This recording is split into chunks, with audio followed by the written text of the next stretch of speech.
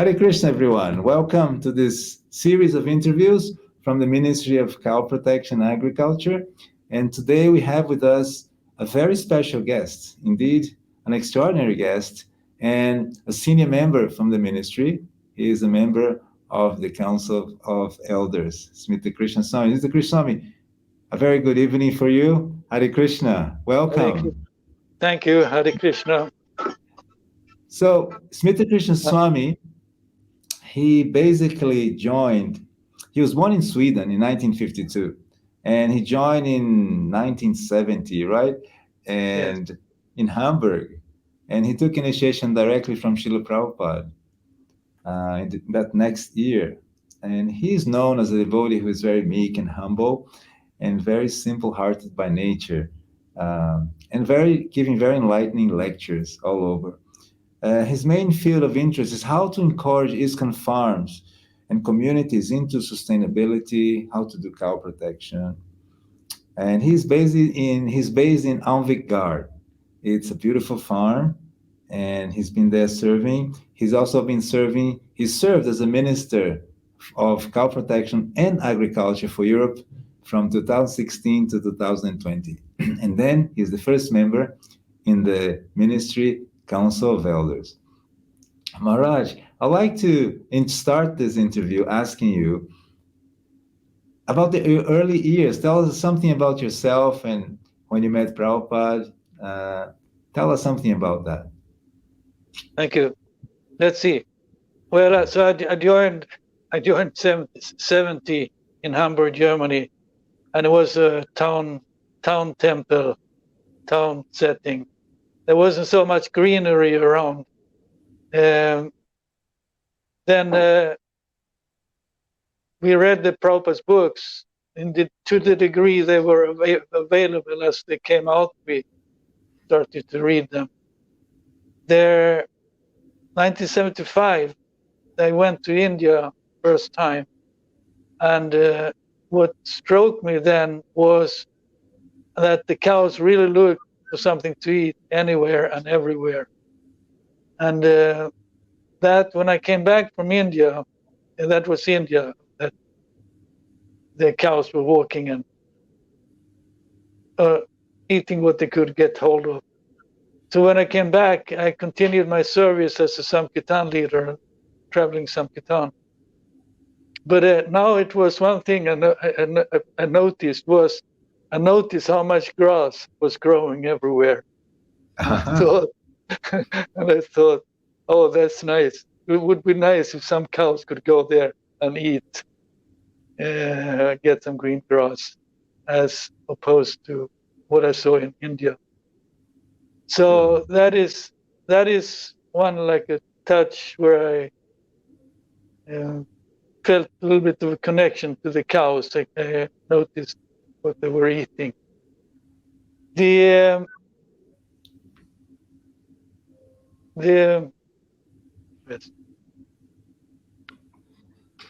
Now, when you met Prabhupada, Maharaj, and you initiated, what was your first impression of A.C. Bhaktivedanta Swami Prabhupada?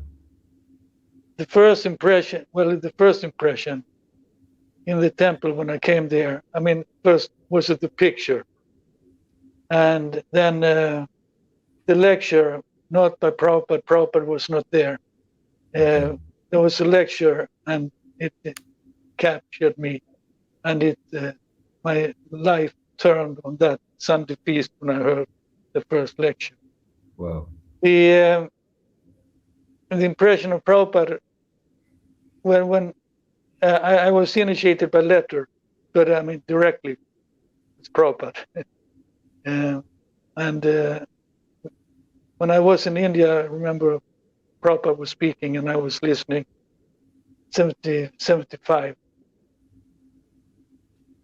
So the thing, but then came up when you read Prabhupada's books, you came across every now and then how Prabhupada encouraged simple living, high thinking, living on the countryside, having a few cows and some land, and maybe growing what you needed, make your own clothes and things like that.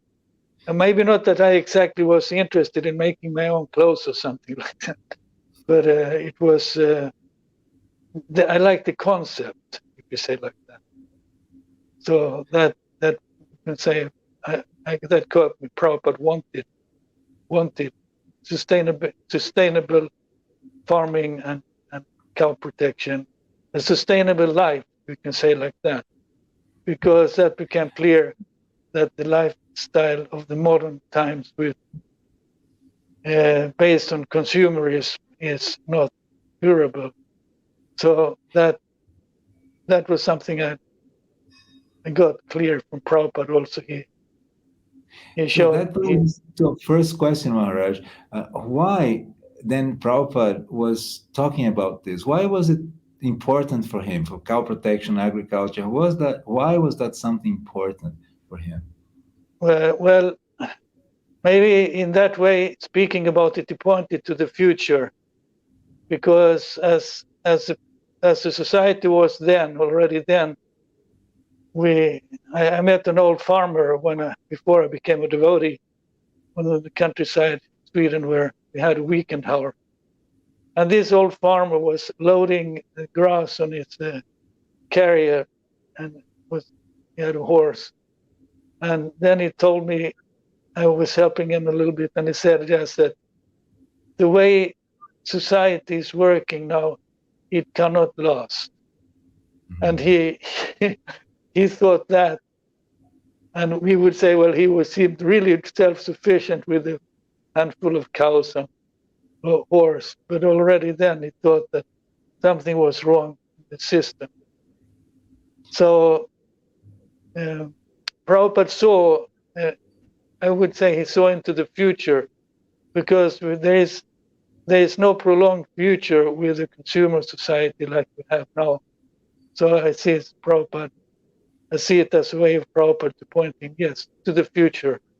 This is the way, in due course of time, it has to go in order for us human beings and maybe the rest of the planet to survive. I think this planet will survive. The question is if we as humans will survive. And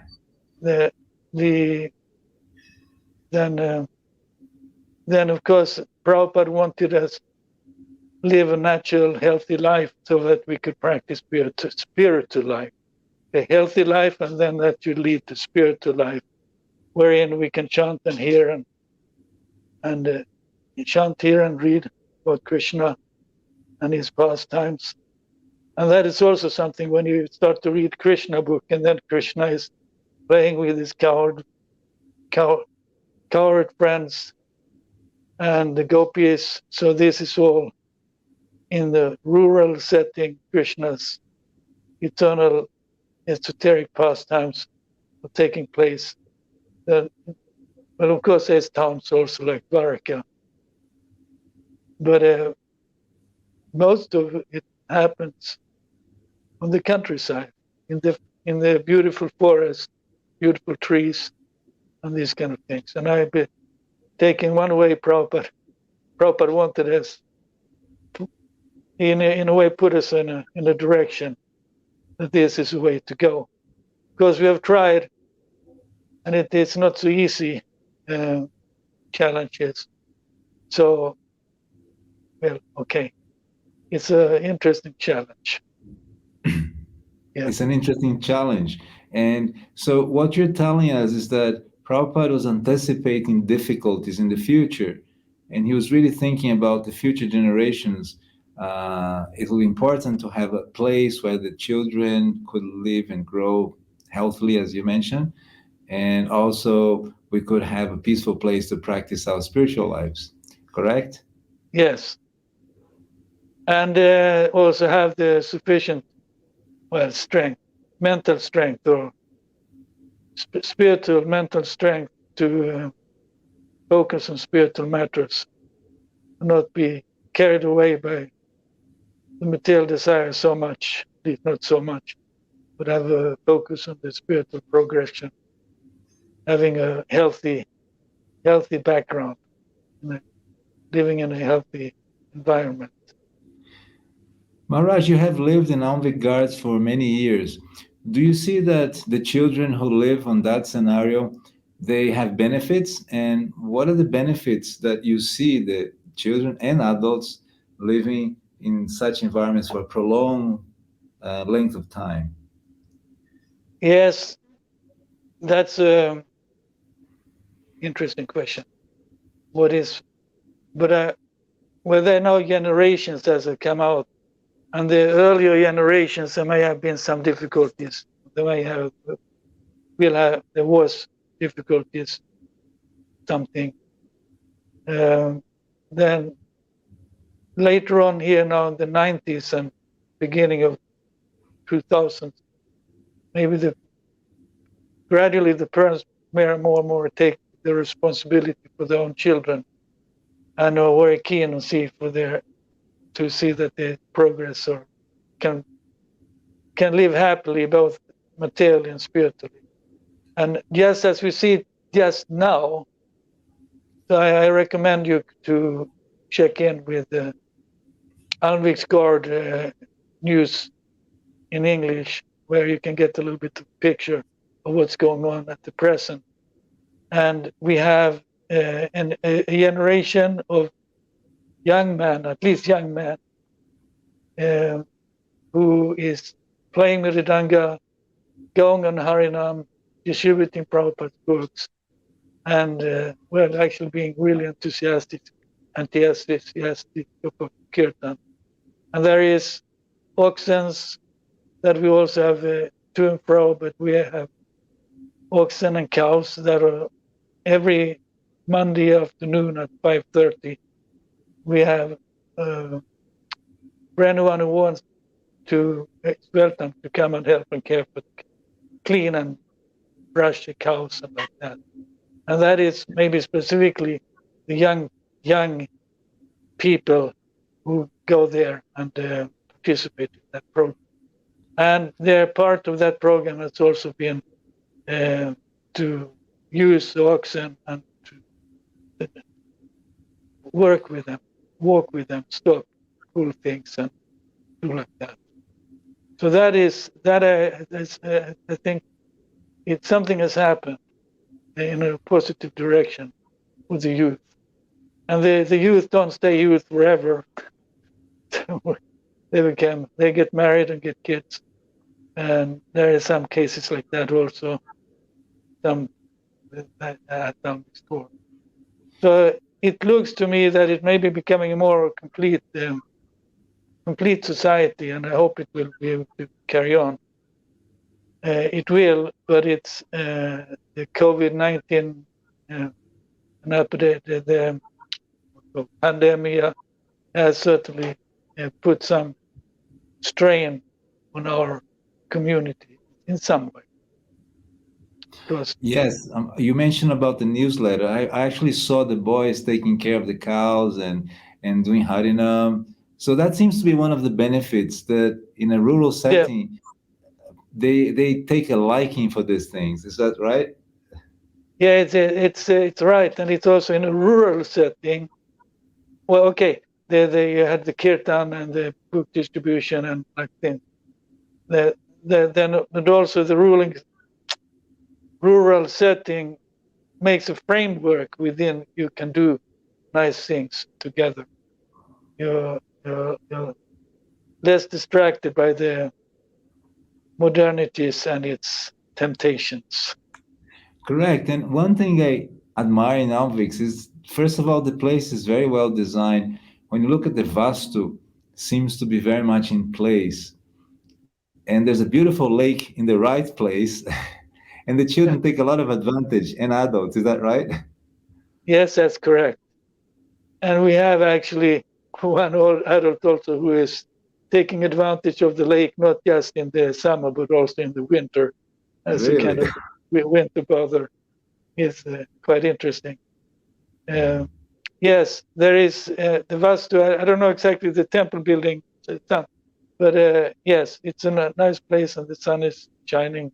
When the sun is shining, it's very nice. And even when it's not shining, then we have nice and quite warm houses, much heated by wood heating in the houses. Yes, so one of the benefits we also see is that if the community is arranged in a nice format, they can sustain for a long time. And this community has been there for so many years, but as a village for 30 years. Is that correct? 30 years, yeah. Yeah, yeah, something like 30 years, maybe 25. Oh, 25. Okay. Well, I actually I don't know when we're going to speak about the village, or we can say in a way it has been a village. Well, maybe we say 30 years. Yeah, I remember you mentioning that Almvix is like the concept is there's a village which maintains a temple. Can you say Yeah, something about that? yeah, I try. In the beginning, we had more when there was collectors, book distribution, and other paraphernalia distribution and collection. A lot of money came in. Good thing happened was that the place was paid off, and then 1990 or something, our preaching in the East, in the Soviet Empire, well, not yes, but it coincided. We were preaching. The preaching was going on. Book distribution was going on there, partly directed from Almvik School. And I don't believe that needs to be a secret anymore.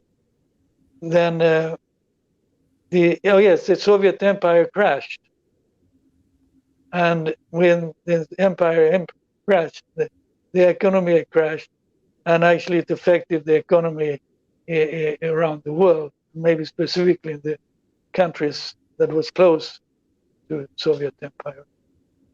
So what happened then was that they came in, we got in more, there was less money in the inbox to the project, and that put us in a question how to go on, and there we made a rethinking, so to say, instead of, so to say, being a more traditional one with a temple president and like that, and collective, we became more like a village, and then more in a way, you had to stand on your own legs, and you have to contribute to the whole by some gift, donation, or rent per month. And in the beginning, it was a difficult thing, but it put the responsibility of the economy with the grihastas, and in some way things became different because, well, you paid to it, but you also was also that you could kind of had a right to say something, and it was a change, a shift in concept, and it has lost. It's not perfect, but it has lost, and it's still going on. It's interesting because that's a measure of success, because to the measure the Grihasta family is successful, to that measure the temple is successful because it receives donations and payments from these Grihastas. Is that right? At least something like that. Mm-hmm. I would say, yes. The Grihasta is doing well, and that we can mention at ISKCON now we have 3 different building companies active from ISKCON. So there is then not huge enterprises, but there is devotees being employed within that frame, and that's private we call private Private enterprises, right? private Businesses. enterprise, Yes. private endeavors, so to say. Right, right. So, and those... yes. No, go ahead, Maharaj. Yes, please. Yeah. And those who help with the cows, or or rather, those who work with the construction team within that field, they also help now and then with the cows when required. They're a little bit of reserve, and they can many times. Some of them, someone more like to come and help and milk the cows in the evening or something like that, or Right. wash the pots or something. It's not a big thing. They used to work, and in some way, a nice So spirit it's of cooperate. Yeah. yes, I was going to ask that. That village atmosphere brings about this. So another key success of the community is that they cooperate for services which are important for their livelihood and for the temple. To some degree, at least, it's going on. Yes, that I would say.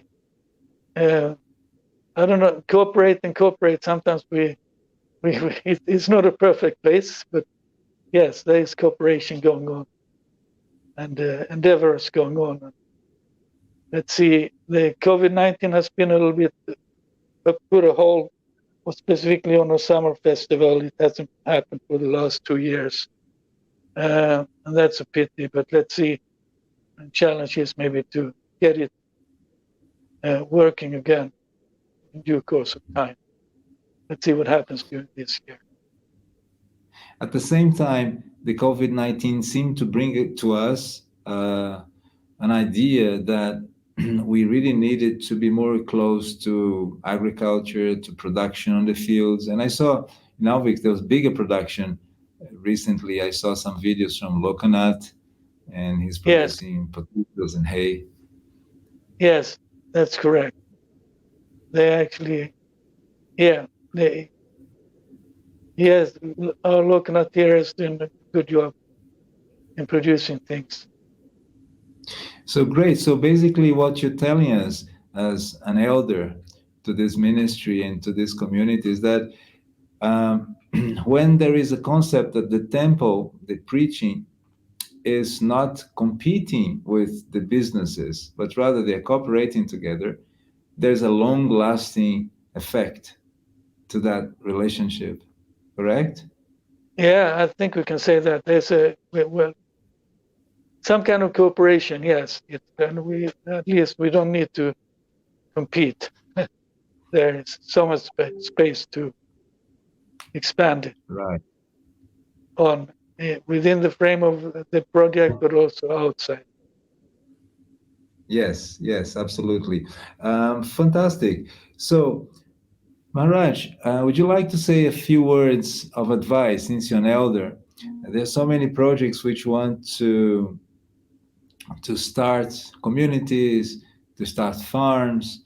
What advice would you lend them as an elder, as one of our elders in this ministry? Yeah, that's an interesting question. What advice would I give? Well, take care of what you have, and you will get more. Don't maybe with the small is beautiful. You can take care of take something that's manageable, do something good of it, and then expand from there instead of trying to start off with something big and then collapsing or something. So Right. yeah, well, produce more production, more production by utilizing what you have already have more efficient, and to do it for Krishna. And of and that is the beauty at Ambiscore. When the season is there, we have very much vegetables and things. We're really spoiled with wonderful vegetables and other things for the temple and for the devotees. Well, it's been a pleasure talking to you, Maharaj, and I'm sure there's so many more topics which we could talk about your Yeah. passion for nature, your walks, your tree hugging, your enneagrams, and so much more. Uh, Maybe we should have another session sometime with you to Yeah, get the maybe that. that will work. These recordings will all be available in the ministry website, and you can see below. So this will be a series of interviews with our board of advisors and elders, and also with the farm projects. And we want to show that they're successful, and there are some measures which you can think about that. So on that note, Maharaj, I'm going to thank you very much for this beautiful evening with us, and we hope to have you more here, have you more Okay, good. times. Okay, you you figure out something to catch me. Yes, to catch your knowledge is something really important. And actually, when we created the Council of Elders, exactly where I'm recording, this has been recording in the room of Bhakti Swami. You may remember when you Yes. were actually brought here, and we decided to record it here for this memory, and also to show that the the knowledge, the wisdom which is accumulated with an elder is the most invaluable asset that we have, because it's so seasoned with knowledge and experience that we really want to preserve and broadcast that. So that was the reason why the Council of Elders was made. Okay, that was a good move, I believe, and Yeah, let's make use of it. excellent, Maharaj. So thank you so much. Hare Very Krishna. good evening, and we hope to hear more from you very soon. Thank, Hare thank you. Krishna. Welcome. Hare Krishna.